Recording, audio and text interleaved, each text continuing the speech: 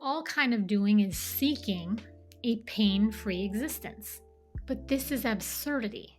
Right. If I'm in a situation where there is no pain-free option, which is the more powerful pain? Meaning, what is the pain that delivers me the greater transformation, the deeper satisfaction, the more vitality? Everyone seems to understand this on the physical health side. No one's like, you know what, I really want to get stronger.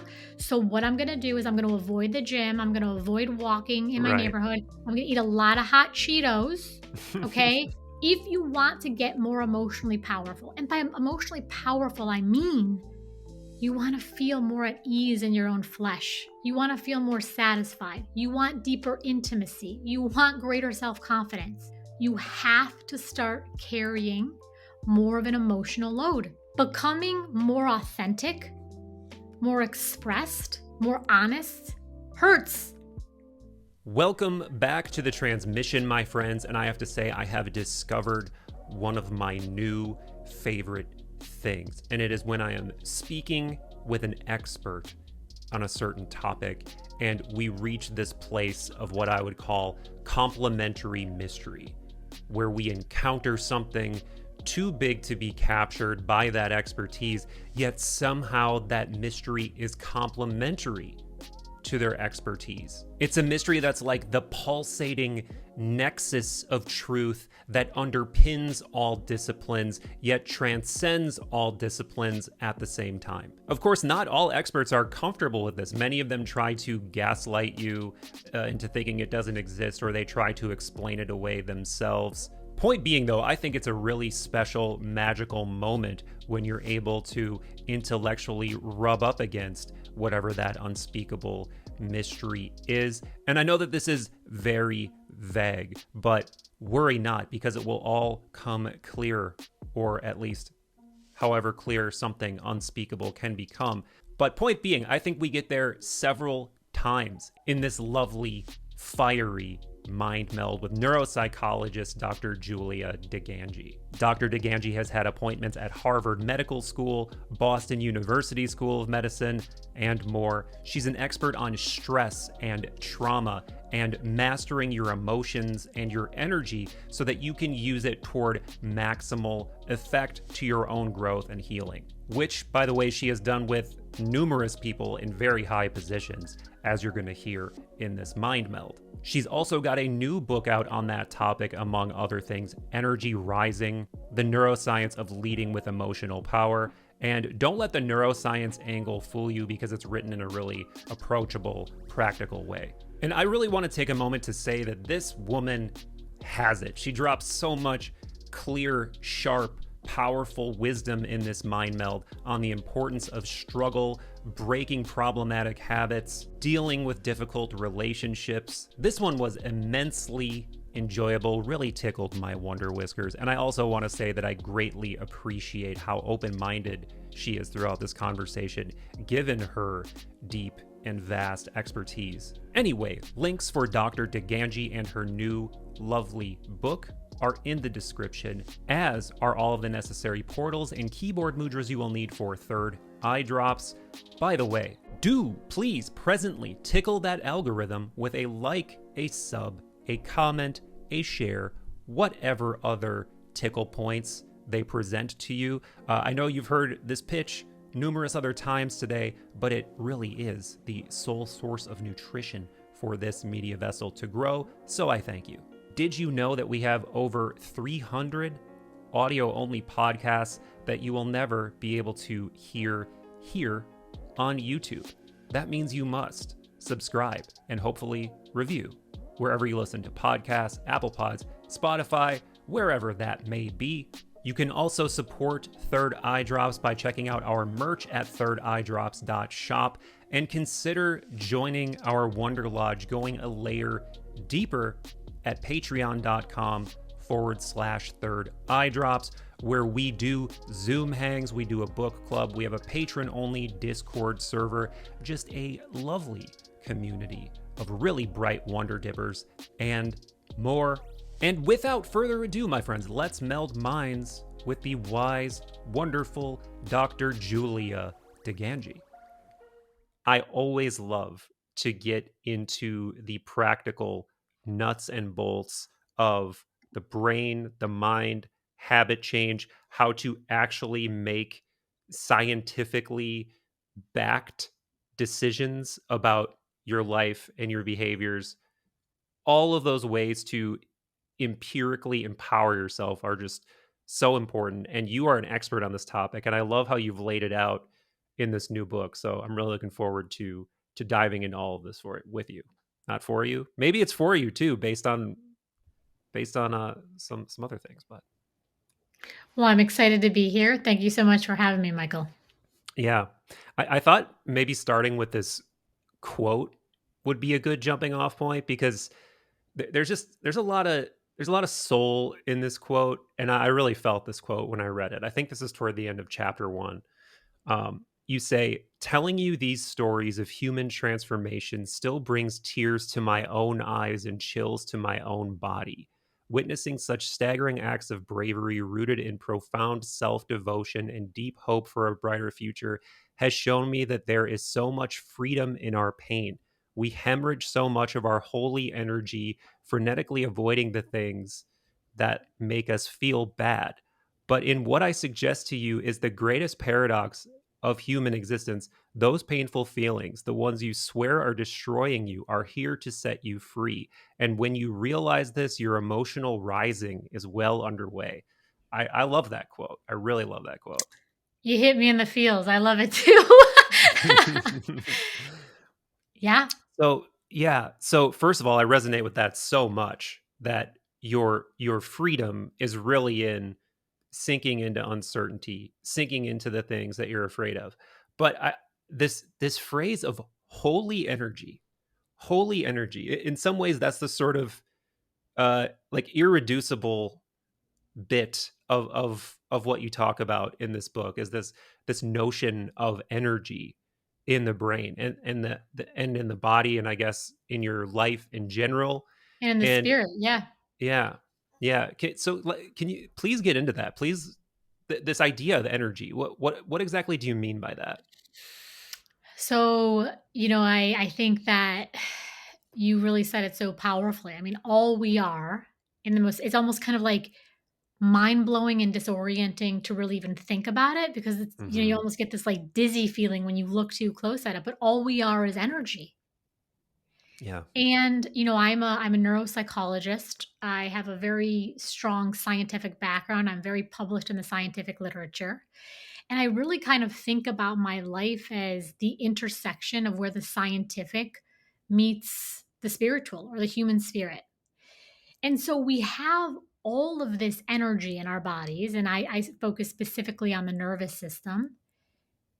Everything that we want in this lifetime is determined by the energy of emotion. So here's some basic questions. Have you had a good life? Depends on how you feel about it. Yeah. Yeah. Are you a good person? Do you make enough money? Do you have enough time? Should you stay in your marriage? Should you have another child? I could go on and on and on. All of these things are fundamentally mediated by Hmm. emotion. So when I talk about the energy of emotion, I am talking, it's fine to think metaphorically, but I am also talking neurobiologically. I mean, our emotions, which are these sacred neurobiological messengers, zing, zing, zap, zap, zoink, zoink, are really the very energetic force by which we understand our lives. Hmm. Hmm. And to me, that is both scientific and it is totally sacred. Totally. Yeah. Yeah. I feel the same way. It's scientific in the way that you can empirically measure it. You can look at brain waves. You can look at, hormones, neurotransmitters, how the nervous system is impacted by all of the above and more. But also just zooming out on the beauty and efficiency and weirdness of the system as a whole is just a eternal mindfuck for me personally, at least. And it's funny when you say this. I'm just like getting this idea of I'm sure you're well aware of that. Academically speaking, it's very much not in vogue to talk about us having some kind of vitality or quintessence, or there being some kind of, you know, thing that encompasses uh, our ability to be a being, to be in motion, to be inspirited or whatever. Yet when we talk about energy in this way, this like weird nebulous force of energy flowing through our body in extraordinarily complex ways that, thanks to modern neuroscience and medical science, we're beginning to kind of understand and get a grasp on in ways we definitely didn't know of in antiquity. There still is this pesky weird, okay, there's this weird thing we call energy in the body that is doing all sorts of things in incredibly complex, self-organizing ways. And that in and of itself is just such a ceaseless source of wonder for me.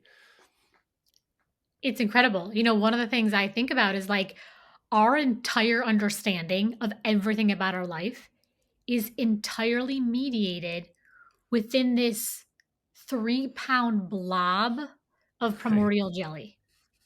So even when we're having a conversation with someone, it seems like, yes, there absolutely is this energetic exchange that's happening, but yet still, everything I understand about my life, everything I understand to be true, is entirely determined by a zing, zing, zap, zap, zoink, zoink within my own skull. Right. So, and then, there absolutely is this thing about collective consciousness, right? So, like, Oh yeah. we can just look, technology has obviously sped things up so much. It's like things that we did not agree with or even think about 10, 15, 20 years ago, that the collective consciousness has changed. But the reason it has changed is because millions and billions of brains have changed. So I'm totally in awe. I mean, I think the brain is the most extraordinary machine on the planet. Yeah, no doubt.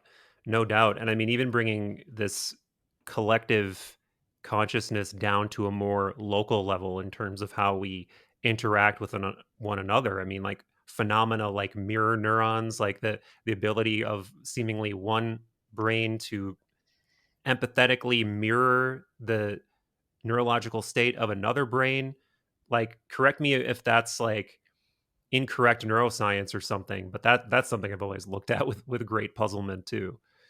Yeah, one of the things, I think a lot about leadership. So in my Mm, work, sort of most classically, I'm a trauma expert. I work with very extreme forms of human suffering.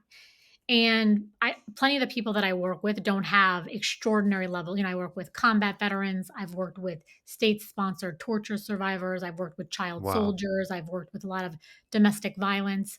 So plenty of us don't have that level of trauma and suffering in our life, but there still is something that can be learned in across the range of human experience. And so I think a lot, oddly enough, about leadership, right? And whether we think of ourselves as a leader, we want to be a leader is almost irrelevant. We are invariably the most powerful single actor in our own life. Hmm. Okay. And so one of the things that's really struck me in my work with human behavior in a lot of forms is like, here's the best definition I can give you for leadership. Leadership is whoever has the strongest emotional energy in the room. Hmm. Now, this kind of goes back to what you were saying about, mirror neurons and empathy, right? So, neuroscience is very clear that emotional energy is a thing of contagion. Hmm. We can catch each other's emotional energy similar to how we catch colds. The way that I do a lot of work in, with like high performing teams, but the way I really got clear on this idea of leadership of being about who has the most powerful emotional energy is actually in my work in family systems. Mm, mm. So I Like work, for like example, IFS or like well, actual, okay, no, I mean, actual like, family actually, system. so Okay, IFS is got you, lovely, got but you. I mean, like, Yeah, my own work with, for example, parents of small children. So I gotcha. will work with parents who have, let's say a very difficult, a very challenging 4-year-old. And these competent, high performing, have their shit together parents are brought to their knees Yeah. because of the energy of this 4-year-old. And you can see if you think about your own relationships, if you can think about what happens on social media, how other people's emotional energy can send us into a tizzy. And Oh then yeah. it's kind of like the whole becomes greater than the sum of its parts. So it's like the emotional energy just starts like ricocheting off each other. And so I think if we want to change our lives, we have to think powerfully about how emotional energy actually works.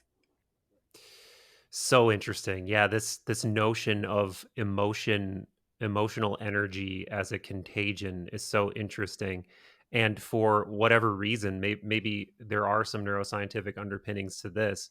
For whatever reason, it seems like negative energy has such a disproportionate influence on the way that we feel and the way that we react.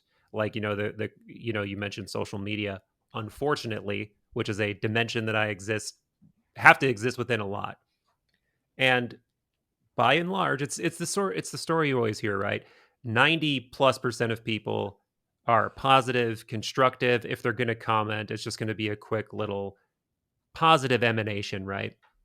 But then that one negative comment, even if you're trying to be the bigger person and you end up not responding, it still like ripples throughout your mind and your nervous system, and you're constructing retorts, and you're like, oh, this little fucker, you're going through the mental postures of combat, even if you're not following through, which me is like 99% of the time I just won't respond. But I'm still, I see it and then it stays with me for It's still way like too long. marinating in your Yeah. system. Yeah. Right, No, right. it's it's wild. It's wild how, so first of all, you're right. Your instinct about neuroscience is right. So the brain absolutely has a negativity bias, right? Yeah. And like it's really quite simple. And I always say like we pay more attention how to operate the machinery of our cell phones than we pay how to operate the machinery of our brains. And there's a lot of relief and a lot of clarity and a lot of empowerment that comes when we just understand what the brain is doing. It's like nobody gets mad because gravity makes things fall down. Like it would Right. really make my life easier if like balls would bounce up. It's like, okay, well they're not going to fall up. So can we get on with it? So a lot of times what happens is like we get a negative comment and it's going to ping. What happens though, and this is actually why I call the book Energy Rising, is the body and the brain, like your biology is brilliantly designed, right? And your body, by and large, knows how to get rid of waste. So, for example, you eat food and you know how to get rid of it, right? You take in oxygen and you put out carbon dioxide. Your skin cells every 27 days just know how to get gone. Yeah, yeah.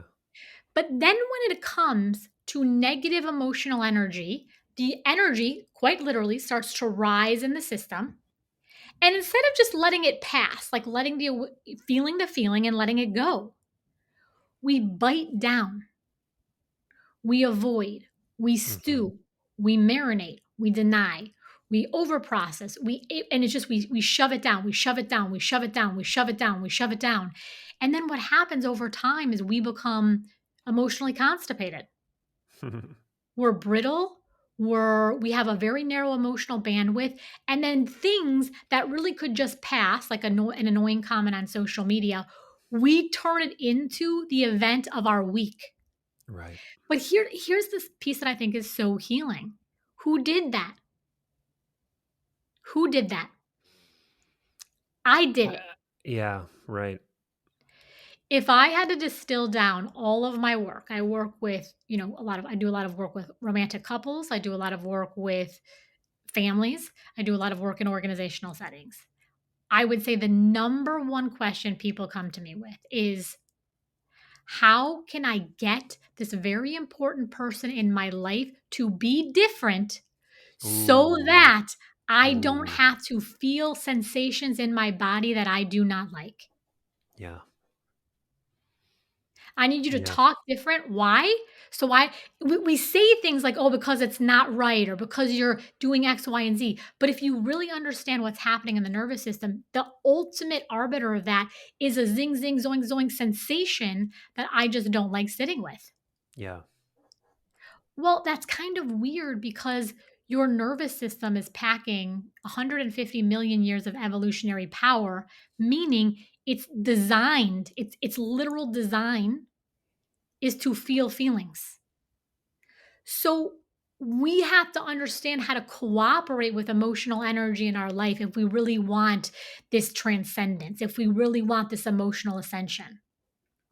Yeah, really well put. That was one of the things kind of deep in my notes for sort of interesting questions that I might pose to you, and you sort of brought it up under different circumstances. Is how does what you cover in the book, or just what you know in your expertise, apply when it comes to trying to seed change in someone else's mind?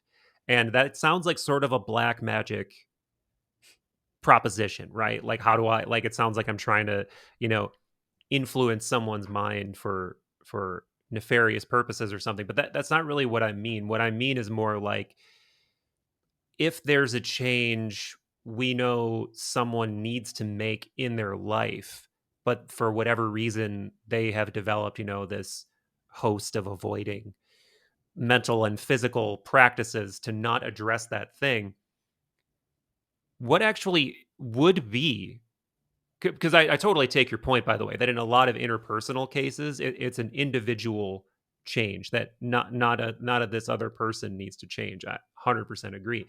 But in cases where maybe that other person doesn't need to change, maybe they have an addiction, maybe they have a super unhealthy habit, maybe they have whatever it is, what can we do to try to nudge that or encourage that or facilitate that in some way, if anything?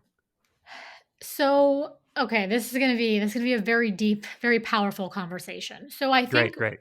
people in our life will break our hearts.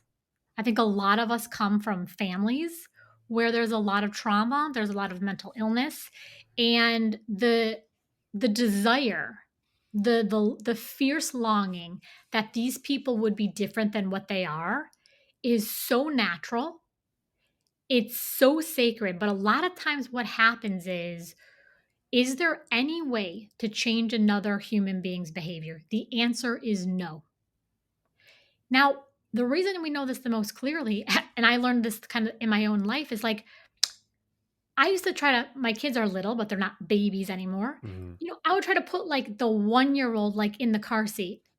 If the girl did not want to go in the car seat, the girl was not going in the car seat. She's like doing like the back arch and like the screaming. Yeah. So even with these humans that emerge from our flesh, we learn very early that we cannot get people to do what if the emotional energy in their body is no, they won't do. Okay? So then what starts to happen is we start to get obsessed with changing their behavior. So like a big thing in relationships that you'll hear these days, and I think it's in some ways it's wonderful that people are sort of speaking more about mental health and difficult relationships. You'll hear people talk about, lots narcissism a lot, gaslighting, okay? So Mhm, there's a mhm. lot of like you shouldn't treat me so bad. You shouldn't treat me so bad. But here's a very very powerful question. And sometimes the medicine it's a tough pill, but it's so healing. If I am having a conversation with you for 1 year, 5 years, 10 years about why you need to change because it's hurting me, who is really hurting me? Right. Yeah. One of the most powerful things we can do is to really say to ourselves, and if you're not gentle and you're not tender, it doesn't work because we really start to get so deep into like the belly of the emotional system that you have to be gentle. But what we're really doing when we keep asking people to change who've shown us over and over, and a lot of times too, they'll say like, I hear you and maybe I even want to, but for whatever their reasons are, they can't and they won't. Why do we are thirsty. We are thirsty. Why in the world do I keep going to a well desperate for water when the well has shown me 100 times there is no water here? So I Yeah. keep going to the well and I keep going to the well and I keep going to the well and pretty soon I'm going to desiccate. I'm going to die cuz I like human beings have certain emotional needs. But we mistake who the perpetrator is. And a big reason, if I can get into another emotional energy, is sometimes the pain of our frustration and our disappointment is an easier pain to carry than the pain of our grief. Ooh. Yeah. That, Dad, I'm not going to have this type of relationship with you anymore. I'm not going to have the same conversations over and over. I'm not going to try to convince Mom, I love you like for a million lifetimes. And I can't continue to be like this with you. I have to Yeah. let go. Partner, child, you see how the relationship sometimes is so important to us that we would rather be in bad energy Yeah. than have to hold the grief of letting go. Ugh. Yeah. That is a powerful, very real point. I 100% agree. And the complexity of that is just so difficult because, to your point, those questions you were posing earlier that ultimately really come down to the subjective quality of how you feel about it. Are you successful? Are you X, Y, or Z? It all depends how you feel. And in these difficult situations too, it boils down to feelings, right? Like what would you rather do? Would you rather continue to exist in the simmering, slow cooked pain of whatever this relationship, the reality of this relationship is, or would you rather cut it off? And it's like there's not always a right or wrong answer. It's like a pick your poison type answer. Unfortunately, I think sometimes, but Totally. One of the concepts I talk about in energy rising, and again, I think it's just so empowering and so healing, is a lot of us are out there. So let me just say this about the brain. Your brain has, we've all heard this before in varying ways. Like you kind of have two brains, right? You have this like yeah, very primitive or reflexive brain, and then you have this like very sophisticated human brain. Okay. yeah, At the reflexive level, this primitive level, your brain basically treats all pain the same. And I mean all pain. So, for example, if I put my hand on a hot stove and I burn it, my brain's going to yank my hand away. If someone makes a comment to me that I don't like, immediately, if I have that bad feeling of danger or threat or aggression, I'm going to react. I'm going to fawn, I'm going to freeze, I'm going to flee, but I'm going to have some kind of immediate reaction. So, in the most basic level, what we're all kind of doing is seeking a pain free existence. But this is absurdity. right.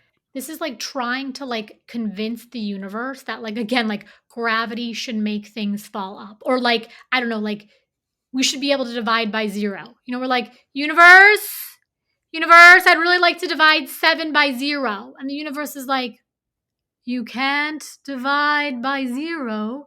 Here's Yes. all the evidence. And like for, 30 years of our life, we'll keep trying to divide by. So we kind of get in these loops. It's like we're trying to avoid pain. Well, that's based on what the human condition is, impossible. If there's one thing I'm certain of, it's that all of us suffer to varying degrees and in varying ways, but we all suffer. Okay, so if I cannot live a pain free life, then how can I come into a more powerful relationship with my pain? And so, and I sort of coach you through this in Energy Rising, but I think a phenomenal question to ask is if I'm in a situation where there is no pain free option, which is the more powerful pain? Yeah. Meaning, what is the pain that delivers me the greater transformation, the deeper satisfaction, the more vitality? Yeah. Yeah. Yeah. Fascinatingly, fascinatingly, everyone seems to understand this on the physical health side. No one's like, you know what, I really want to get stronger. So, what I'm going to do is I'm going to avoid the gym. I'm going to avoid walking in my Right. neighborhood. I'm going to eat a lot of hot Cheetos. Okay. And I'm going to like binge watch Netflix. It's like sometimes we do that, but we're not confused by why it's happening. It's like if you want to get more emotionally powerful, and by emotionally powerful, I mean you want to feel more at ease in your own flesh. You want to feel more satisfied. You want deeper intimacy. You want greater self confidence. You have to start carrying more of an emotional load. Yeah. One of the things that people, and when you point it out to them, they're like, oh my God, that makes perfect sense. Self confidence hurts. If it didn't hurt to be more self confident, everyone on the planet would be more confident. Yeah. Becoming more authentic, more expressed, more honest hurts. Yes. If it wasn't, the entire planet would look a lot different. So you just see the astounding amount of dysfunction and pain and wasted holy energy we create in our own lives when we're unwilling to come into this intelligent this basic have an intelligent relationship with this energy of emotional Yeah. pain because the emotional pain, if you really think about it, and I think you'll like this, Michael, it doesn't belong to the situation. It's not the thing my husband said to me, or the stuff the people on social media did to Hmm. me, or the Hmm. fact that they Hmm. did call or didn't call. It's the energy of grief is just in the universe. The Yes. energy of uncertainty is it's like a radio frequency in the universe. The energy of sadness, the energy of joy, the energy of so it's like sometimes we're going to like hit these energetic pockets. 100%. 100%. Do we know how to row our little boats to cooperate, not rage against and not run from, but to like really have this powerful, harmonious relationship with emotional energy? Right, right. And what's really striking me too is from a from a more conceptual lens, you're almost perfectly explaining what the what the shadow in the unconscious is and how it exerts control over our conscious mind and then how it manifests through behaviors we don't really want to have. And we look at this and we think that like, oh well, this will allow me to, as you point out, perhaps live in this sort of Epicurean fantasy of where I can avoid pain. But Correct. in avoiding pain, you're castrating yourself. Like you're losing your libido slash power, not sexual libido, but actual like psychic libido to actually exert more control over your life, over your psyche. And the shadow of the shadow topic is much more complex, and it's something I've covered kind of a lot on the channel. But Jung never gives a really, he never gives a succinct definition of anything really. One of the closest things he says to defining it is something like it's the totality of that which we don't want to be, or something like that. And when you think about it in that way, and you think about trying to completely other all of these things that you don't want to be, think about what is automatically implied by that. It's like all of you're taking all of your potential and all of your ability to change at the same time, and you're casting it aside because You said that yeah, so well. I yeah, mean, I thought your thank you. idea of like, kind of decreasing your energetic libido, your vitality, and like one of the things we know is you can't tamp down. You have an emotional range, and if you constrict the emotional range on the negative side of emotion, you're going to constrict it on the other side. So it's like, unfortunately, I mean, listen, if there was a way where people could feel at peace and self-express without having to endure suffering, it's like I'm not pro suffering. I'm pro Right, power. right, right. Can I share a quick story with you that I Of think will course. really sort of speak to this? So, go I mentioned at the beginning of our conversation, I do a lot of work with extreme trauma. And so one of the populations I've worked a lot with is combat veterans. And so I treat a lot of PTSD, both, PTSD happens to civilians too, but this story I'll tell will be about a combat veteran. So the whole thing of PTSD, and people kind of miss this, trauma is not what happened to us. Okay. Trauma, if you really understand what trauma is not what they did to us, it's what it does to us. Trauma is not really about what happened in the past, it's about what happens to our future. Okay? If they hurt me then, people will hurt me forever. They weren't safe then, no one can be trusted. My life was chaotic then, the rest of my life is volatile, okay? So what happens then is when we really kind of come into a relationship to heal trauma, we have to understand how emotional energy works. So I'm this combat veteran comes in to see me. He'd been back now for many, many years, okay? And his life was not going well. So I was like, so tell me, like, what are you doing to cope with this PTSD that he basically had as a result of combat? And he said, well, I don't go out in public. I don't go to restaurants. I don't go to movies. I don't drive. So a lot of his trauma happened in the context of a convoy. I can't be Mm. around loud noises. So I can't really be around my children. Irritability is a big symptom of PTSD. I'm like getting in all these altercations with basically his marriage had broken down. So if you can see what happened, to go back to your example of this like notion of energetic constriction, Hmm. he was avoiding all of these things that he actually wanted in his life in an attempt to stay safe. But what was happening was every time he tried to stay safer and safer and safer and safer, he was shrinking and shrinking and shrinking his life to the point where it was becoming intolerable. It was just too Yeah. depressing and too small. So, fortunately, I say to him, we have great treatments for PTSD, but the treatment is very counterintuitive. Instead of continuing to avoid your trauma, we're going to talk at length about this thing you've been avoiding, and we're going to talk about it over and over and over again. So, in a lot of these treatments, one of the treatments is called prolonged exposure. You have Yeah. people record themselves talking about their trauma on their phones, and they go home and they listen to it and listen to it and listen to it. Now, remember, this guy had been suffering supremely for many, many, many years now. He comes back into my office around like week 12. Okay. Holds up his phone. He's like, Doc, can't listen to this anymore. So I'm like, sit down, tell me what's going on. Holds up his phone and he's like, every time I listen to this thing, I fall asleep. Hmm. It's dull as shit. Wow.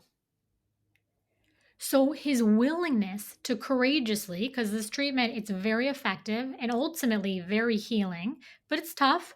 So his willingness to come into a relationship with the emotional energy he'd been trying to run from all those years was really finally this like, opens this trap door. Yeah. And then the energy can really rise. The healing Yeah. can really set in. Yeah. Yeah. I may have written something down from this. Is this the person in the book you call James? Correct. Um, there's another interesting element of this too that I wanted to perhaps bring up, and I'm really glad you brought it up. And I remember at one point he's worried that talking about the trauma might make him vomit. And you Mhm. like shove the sort of you like shove the wastebasket over to him, and you're like, okay. But there's some, to me there was something that really pinged me and was really beautiful about that, because part of my whole uh wonder dipping seeking path has been experimenting with psychedelics, and I've gone to Peru and I've done ayahuasca. And I'm sure you're well aware, one of the primary things that happens in those ayahuasca experiences is purging.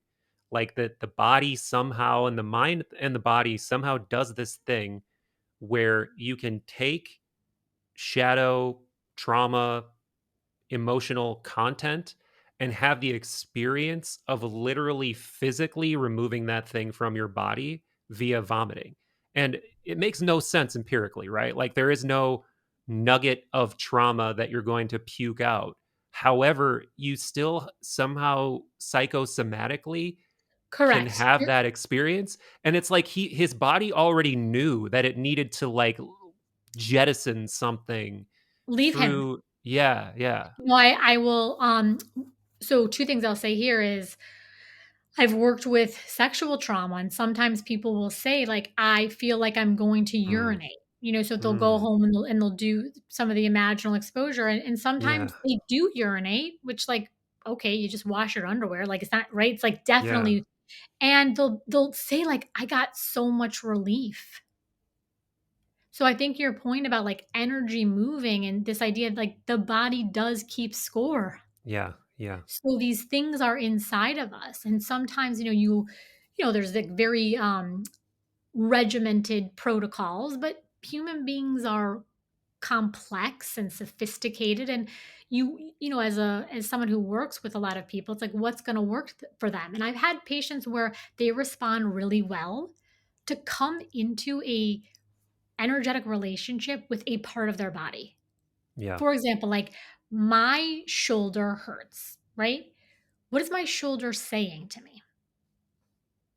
And at first pass, it sounds silly, right? But, like, one of the things that it's like, the more meaning you say is there, I promise you the more meaning you will find. And, like, the right, body will talk to you. I think a lot of us grew up in, certainly in families, certainly in cultures where we were, and it wasn't even malicious in the objective sense, but we got a lot of messages directly, but also implicitly. Do not trust your emotional system. Let me give you a few examples of this. I have little kids. I think about this all the time. The kid doesn't want to eat the broccoli. So the kid says, I don't want to eat the broccoli. Eat it anyway. right, One kid smacks the other kid. Go tell her you're sorry. And the kid's yeah, thinking, well, he just stole my toy. I don't want to. Get up right now. Get up right now and go tell her you're sorry. It's right, like, right, right. well, I thought I wasn't sorry. So I think we get a lot of messages in our life that what we feel cannot be trusted. But here's the problem with this: the thing that we want on this, I'm so convinced of this, on Mm-hmm. this planet, more than anything else, is access to our own power, access to our own energy. Well, the mother energy, the native energy, is always emotional. The universal language of the human being is a language of emotion. We all came out speaking, and if we're totally frank about it, we all came out speaking negative emotion. We were all red faced and screaming and terrified and enraged. And then for the next, X number of years in our life, we are severing ourselves. We are severing how we behave and how we think from how we feel. Well, I say, people love to say emotions are so confusing. Emotions are not confusing. There is an Mm-hmm. emotional math to our life. You are the most powerful version of you is one that flies on all engines, right? The Right, emotional, the behavioral, and the thinking. yeah, So if I divide my emotional energy, meaning I want to say no, but then I say yes, I have divided myself from myself. And even if, this is the piece I want people to hear, Michael, even if the world accommodates me or the world gives me what I want in that moment, it does not matter if the world gives me everything if I am willing to show myself that I am the dangerous person in the room. wow. Yeah, that's powerful stuff. Something that's impossible for me to ignore is one of the wells of ancient wisdom that I'm always going back to is Platonism and all the Platonic thinkers. And when you just like listed off the three parts of the mind or the three ways we think casually like that, I kind of got goosebumps because are you familiar with Plato's idea of the tripartite soul? Very loosely, so feel free to educate me. It's almost the same thing you just said.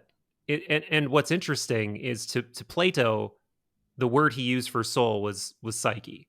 So to him, this notion of the thinking mind also being our soul was part of his metaphysics of mind, right?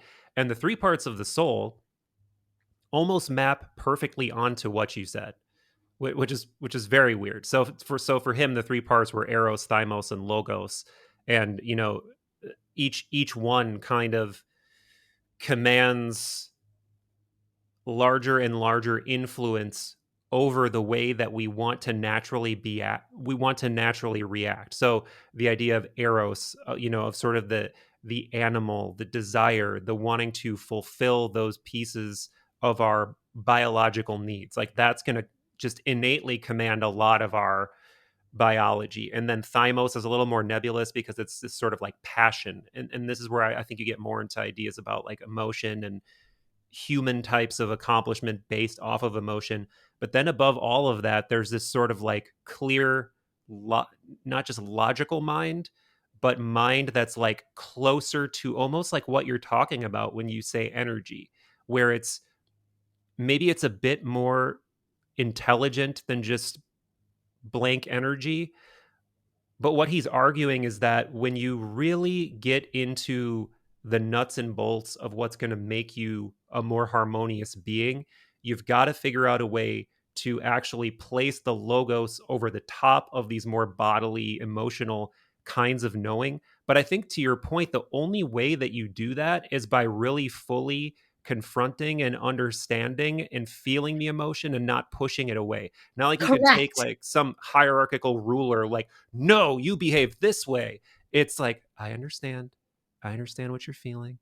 And I understand why you don't want to eat the broccoli. But, it's like whatever the example is, it's like it has to be somehow held in this higher knowing and fully acknowledged to change it. Not through like a like corporal punishment type of ruler who knows better, but like a Buddha type knowing or something. That's like, You're so right. And yeah. I think if you let the thinking get too powerful, and it's not sort of tethered to the acting and most importantly to the feeling, the system gets jacked up. And what you start to see, I would suggest to you that one of the greatest forms of pain on the planet comes from what I call the overs, Mm, right? So overthinking, over explaining, over giving, overdoing, over functioning. Oh, it's like the only part of you that's so work is lovely. Overwork will make you sick, right? So whenever we're like overdoing it, we're doing it because we think it's the pain. We think somehow if I overdo, I can escape the pain. But then the question becomes, well, what pain? Because it's 2 a.m. and my neck hurts from all this emailing or over whatever.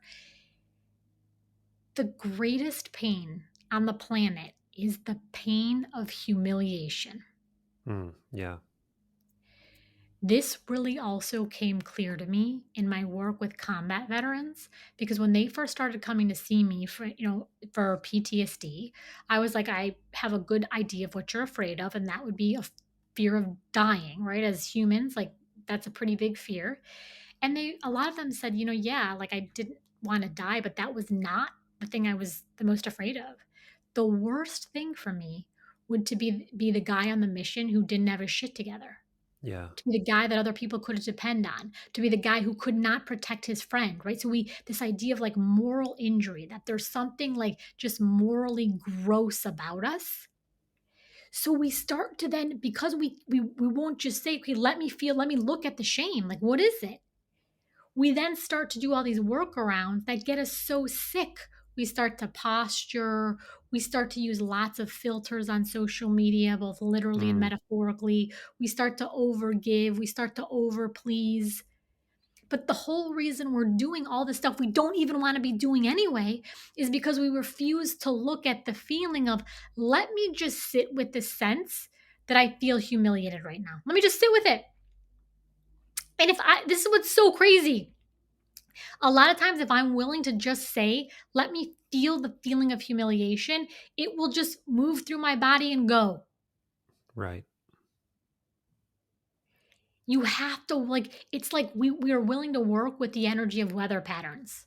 We're not like, well, I really wanted to have a picnic today and there's a hurricane. I'm going to go. It's like, that's disappointing. Okay, let me kind of make some accommodation. It's like Right. we, in all these other ways, we're willing to work with the reality of the way the human world functions. It's like Hmm. if the world would come into a new relationship with pain, I swear to God, tomorrow would like truly, because if you think about it, and this is the work I've been trying to do for 20 years, which is why to have this opportunity to write this book, Energy Rising, feels so meaningful to me. Until the world's most powerful people, and most powerful people, I certainly mean, people in office and people running big companies, but I also mean parents. I also mean the way that we show up in our relationships. Until we are willing to look at our own pain, the behaviors that are creating so much dysfunction cannot change because those behaviors are being driven by an emotional energy we won't look at. Yes, 100%. 100%. So true. Yeah. Yeah, it's like it's like I wanted to use this example before just cuz the way my mythopoetic brain works in the example of the PTSD, but it's exactly the same here is that it's like we know there's this dragon or demon that's lurking right next door, that right in the cave next to our house, that this thing exists, and this thing is doing something. It's doing something nefarious. It's doing something dark. Of course, in the story, we want the hero to go down in there and face that thing that they're so afraid of and either kill it or transmute it or overcome it or befriend it or whatever. But in our own daily lives, we don't we feel the exact same emotional effect of that being living next door, but we either don't develop the tools to slay or befriend the dragon, or we just don't want to confront it. We just want to let me cover the door. Let me, do whatever the equivalent to covering the door is with any of these self-sabotaging behaviors, right? And that's no different, to your point, of all the people in power. Like, they're all avoiding their dragon. They're all avoiding their demon, just like we are. And that's actually a terrifying proposition. Like, to think about that a lot of the people in power are actually dealing with the exact same emotional shit, spiritual shit as we are. And 100%. yeah, and they're just as inept, no matter how much money they have, no matter like what car they're driving. They're all doing the exact same behaviors, and that's I mean, actually I could tell kind of you I scary. work with very powerful leaders, and I mean, they're buying, amazing oceanfront property and coming into my sessions that week saying, like, I know that this should make me feel better, and I feel so empty. Yeah. Sadness is sadness, emptiness is emptiness. It's like we've all heard it a million times, and for some reason we don't trust it, right? It's Hmm. like, Hmm. why don't we just learn how the machinery works? I thought what you were saying about this, the dragon in the basement, it was so on point. What I have come to understand, though, and I hope this comes across as healing and as powerful to your listeners as I've understood it to be. Hell is the dissonance. Mm. Hell is actually in the moment between me being upstairs and me going in the basement. I get chills, the whole like chills on my body every time I talk about this.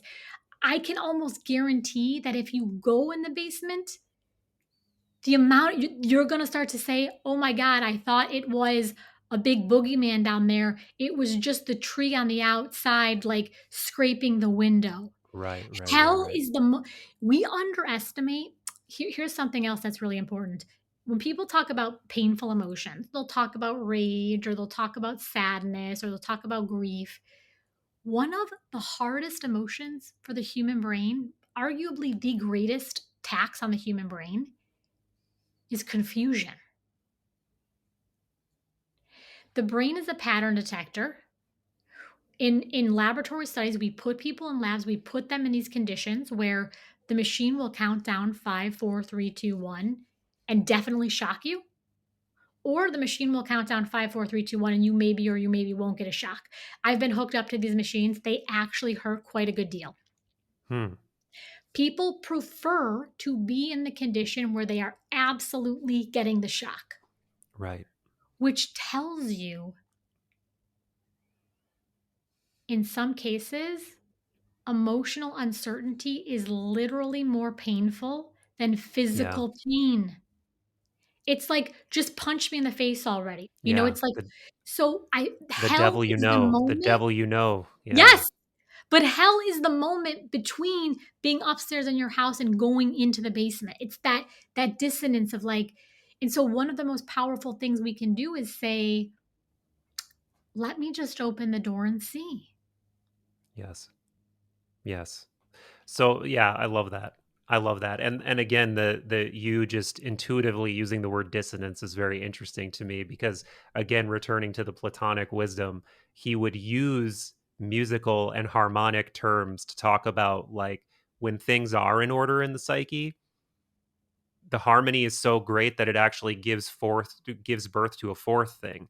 And it's so hard because like the words they use now we need to like recontextualize and re-understand, but the word that he uses is justice. So it's a little confusing, but I'm actually not going to get into this because I really wanted to in this conversation try to hit the eight I forget exactly what you call them. Neuroenergetic codes. Yes, Are you yes. sure? And Because I'm super interested in what you were saying. So we can go okay. anywhere you want. Well, yeah. There. So what he's getting at is when you do in this example when you do address these other parts of you that you're afraid of that are exerting too much control, or just when your psyche is not well ordered, you are going to get this dissonance that's not going to allow you to achieve. And actually I think he uses the word like musica or musica, however you pronounce it in Greek, and he relates it to music, like that the when you actually address these things and when you order the psyche correctly, you produce like something akin to harmony or music. And then it's like maybe an easier way to understand it metaphorically is like if you have a bunch of dissonant notes, it's just garbage, right? It's not, things are not working. It's just it's like, oh, this is not pleasant. But now suddenly if there's three other instruments that make a three-part harmony, this new thing emerges that you didn't even know was possible until all three parts worked in concert. And I would not be surprised. I don't know how brainwaves work. I mean, I know loosely like this is what an alpha wave is, this is what a beta wave is, etc. But I wouldn't be surprised if there's something akin to an actual harmony that the brain achieves under different circumstances. And maybe that's like what a flow state would be when you're in like more of an alpha wave kind of state or something. I don't know. I'm just bro sciencing on the fly here. But Well, I think what you're saying, like, and I love this idea of what you were saying about justice. What I would say, and I love how you said too, it's when wherever we're doing translations, we have to be really thoughtful about like, what are we actually trying to say? The right. word that comes to my mind, and maybe it's because I use it all the time, is integrity. Mm, And by integrity, I don't even mean like, oh, being like really honest. like I mean integrated. more like the three systems are working together. It's Mm-hmm, like mm-hmm. there's a lot of functional, and in neuroscience, we talk a lot about basically functional integration of the brain. And it's very logical. It's like the healthiest brain is the brain where all the parts are talking well together, right? Yeah. The healthiest human being is the human being where like the behavior is aligning with the thinking and the thinking is aligning with the feeling.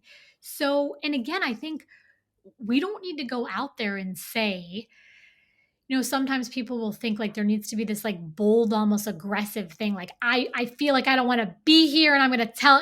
No, it's more just like, how can I communicate myself in a way? How can I speak in a way that is honest to my emotional experience?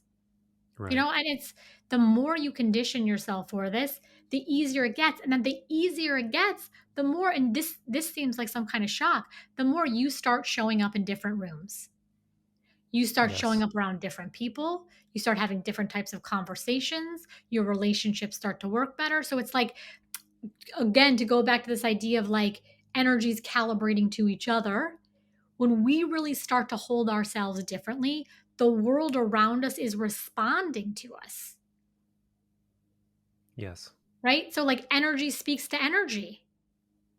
And you already know this because there's plenty of people in your life who, God bless them, but they're difficult for you to be around because maybe they're always too negative. Or, I mean, we could go on and on. We all have a lot of examples of this. It's like, so energy is like we're energetic beings talking to other energetic beings, and then the universe is organizing itself.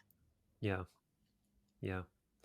Yeah, I love how you're laying this out, and I love your openness to bringing in these other ideas. It's you're really fun to rap with. I know you're super busy. Do you have a hard stop at the 1 hour point? I can go maybe like I actually have a meeting, so I can go for about 10 more minutes. Is that okay with you? Okay.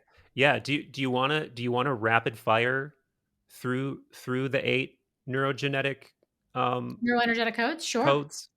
All right. Should I hand it over to you, or do you want me to list them and then you can riff on them? Yeah, you list them and riff them because that you're Okay. like testing my memory too much. Yeah. Okay. Great. So the first one is expand your emotional power, and I guess maybe quick. What is it? What is a neurogenetic code?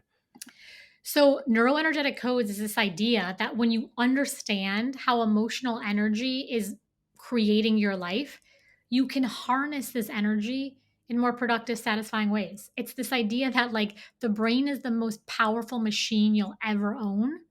So, learn how to operate it wisely. Very well put. Very easy to understand. Um, is it neuroenergetic? Neuroenergetic codes, you got it. Okay. There's a typo in this PDF. I'll have to let the appropriate person know. But probably an autocorrect issue. But anyway, so the first one is expand your emotional power. Yes.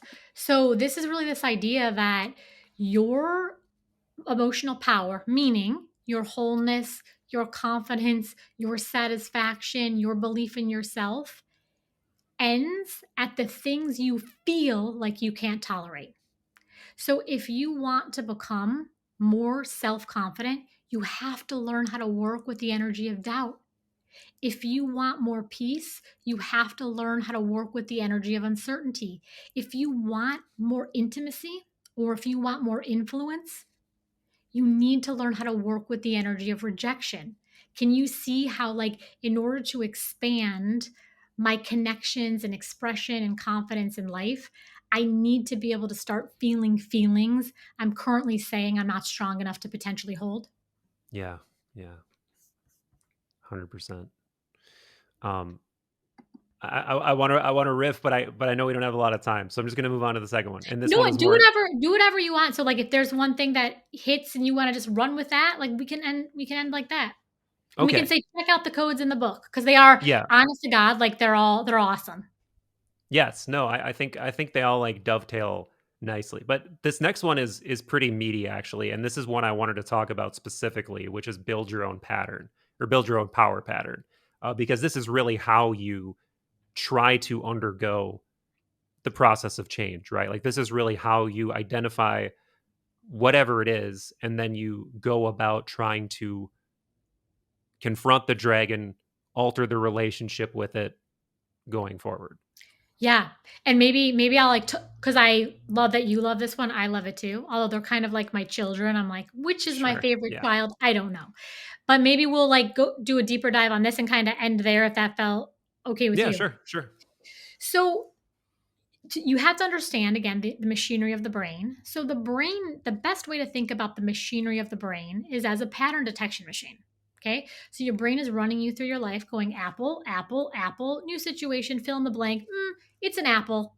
Okay, but all machines need a power source. So what is powering the pattern detection abilities of your brain? It is emotional energy. So you're not actually going through your life going apple, apple, apple, apple. You're going through your life with a feeling. And the feeling is going to be something like this. Now, the whole point of building a power pattern is to get you out of pain and make your life feel more fulfilling. Okay. So a lot of us have a pattern that's something like this. Things never work out for me. Things never work out for me. Things never work out for me. Then I get a new job.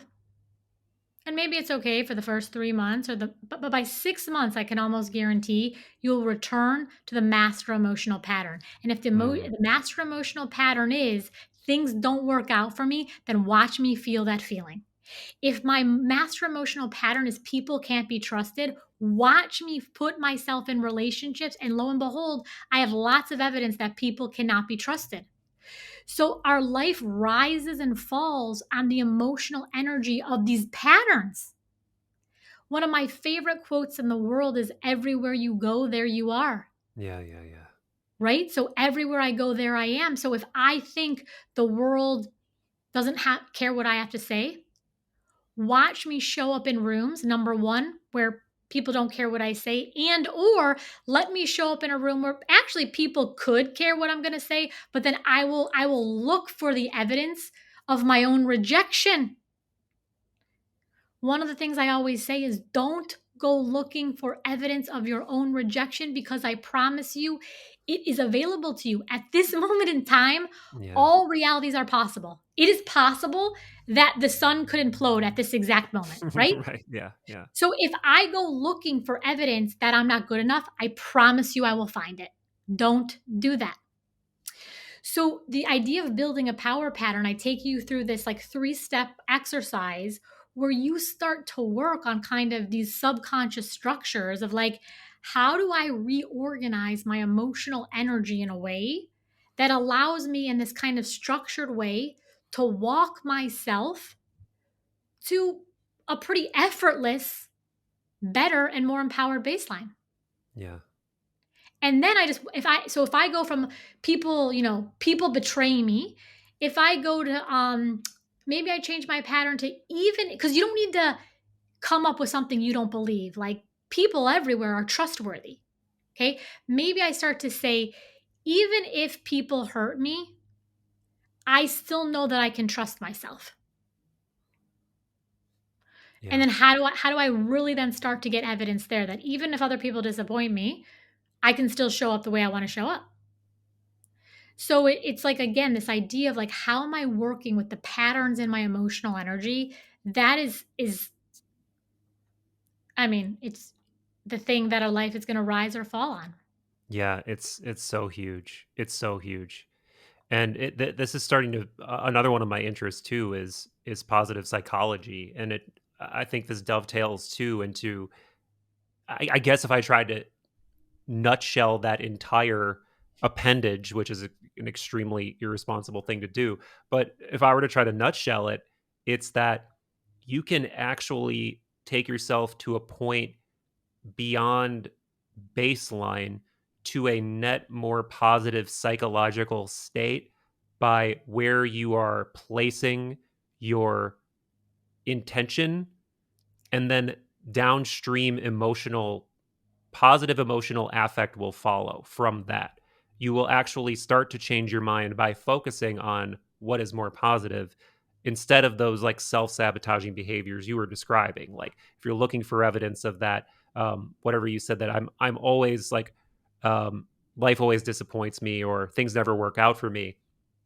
It becomes the self-fulfilling prophecy, Totally. right? One of my favorite, I like, my kids are little, I mentioned that, and we watched the Polar Express. Have you ever seen that movie?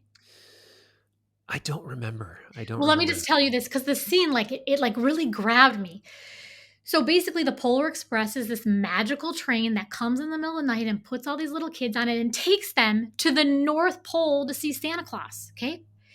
There's this little kid on the train. So they're like getting super close to the North Pole, and he's really sad. And he's talking, they're about to get to the North Pole, and the two kids are standing in front of this little sad boy, and the little sad boy is going, Christmas just doesn't work out for me. Christmas never works out for me. Christmas just doesn't work out for me. And it just struck me so hard. This little kid is moments away to meet the big man in the big suit, and he's Yeah. talking about how Right. Christmas doesn't work out for him. Right. Right. Right. Christmas will not work out for you if you don't allow Christmas to work out for you, which is not to say, my God, I'm a trauma expert. Horrific things have happened in our past. Yeah. But do we need to let that then corrupt and steal our future? We have a lot of influence over that. Yeah. You are awesome. Dr. You are welcome. DiGangi. I love your energy. I love your ability to riff too. And because, I love doing conversations like this with scientists or with people who have books coming out, but sometimes they just really want to stick to the message, to the pitch, to the whatever their narrow expertise is. But you do a great job of being mercurial and adapting and riffing and going back to your well of knowledge. So this has been really fun. Love to do it again sometime. And anything you want to tell people before we wrap up? Well, I wanted to say you were a phenomenal host. You made me feel I always get anxious a little bit before these interviews. You were made me feel very comfortable. And I would just encourage people to check out Energy Rising if they're interested in understanding how to come into a more satisfying relationship with their emotional energy and then therefore their relationships and their life. Perfect.